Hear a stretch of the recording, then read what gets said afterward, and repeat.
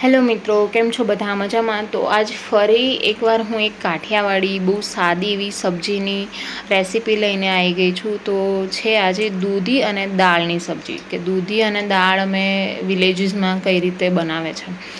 તો સૌપ્રથમ તમે જોયું કે દૂધી અને ઓનિયન, મતલબ ડુંગળી, ટામેટાં, મરચાં, લસણ બધું જ ક્રશ કરીને અને ટામેટાને બધું કટ કરીને રાખ્યું છે. હવે તેલમાં આ રીતે બધા ગરમ મસાલા, લીમડાના પત્તા, મીઠા લીમડાના પત્તા અને આ રીતે એનો વઘાર કર્યો છે. પછી દૂધીના જે પીસીસ કર્યા છે નાના નાના, એ આ રીતે કુકરમાં નાખીએ છીએ સાતળવા માટે.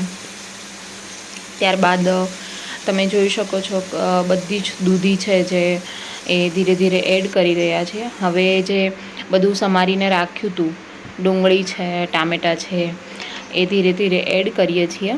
એન્ડ ધેન મરચાં અને લસણની પેસ્ટ છે જે ખાંડીને બનાવી છે એ નાખી છે. ત્યારબાદ ચણાની દાળ છે આ રીતે વોશ કરી અને પછી એમાં સાથોસાથ જ એડ કરી દીધી છે.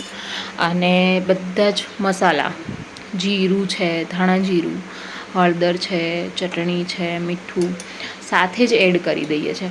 એટલે પહેલાં શું, ઘણા લોકો એવું કરતા હોય છે કે અલગથી જ પેલા ચણાની દાળ હોય છે એ બાફે, પછી દૂધીનું શાક પહેલાં એમાં પ્રિપેર કરી દે અને પછી ઉપરથી દાળ એડ કરતા હોય છે. બટ અમે આ અલગ રીતે ટ્રાય કરી. તમે જોઈ શકો છો કે દૂધી અને દાળ બંનેને સાથે ચડવા દેવાની છે. જો બધું જ મસાલાને બધું જ એડ થઈ ગયું છે, બધું જ એકસાથે નાખી દીધું છે. હવે પાણી એડ કર્યું, તમે તમારા પ્રમાણે કે કેટલું આમાં ગ્રેવી રાખવી છે, તમારે કેટલું અમાઉન્ટ પાણી નાખવું છે એ પ્રમાણે. અને આવી રીતે 2 થી 3 સીટી થવા દીધી, કેમ કે દાળને થોડી ચડતા વાર લાગે. અને આ છે રેસીપી તૈયાર. તો આજનું હતું lunch. Thank you for watching.